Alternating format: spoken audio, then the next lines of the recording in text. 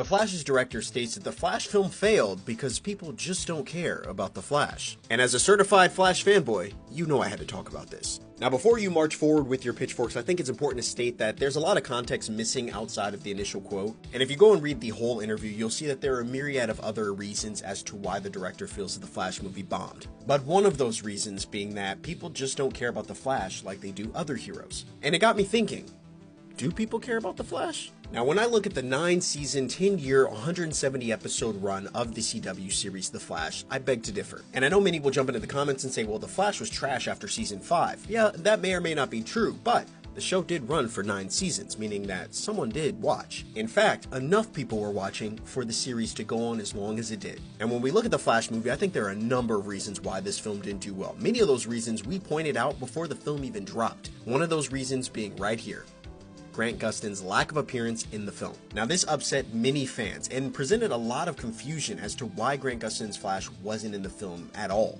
especially when we consider the fact that they got Ezra's Flash in the CW series to do a small cameo, and they could have easily done something similar with Grant Gustin's Flash. Now, I remember going down the rabbit hole and seeing a number of reasons why this wasn't happening, scheduling reasons, this and that, but apparently when we found out later after The Flash had ended, Grant wasn't even approached about the role, meaning that they didn't even want him in the film.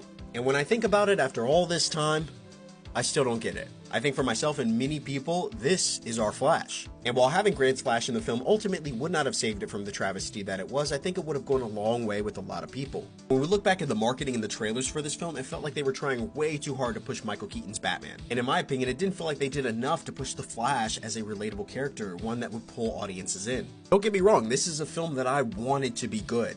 It just wasn't. And this may be a hot take, but it's not because people don't care about the Flash. It's because it wasn't a good movie.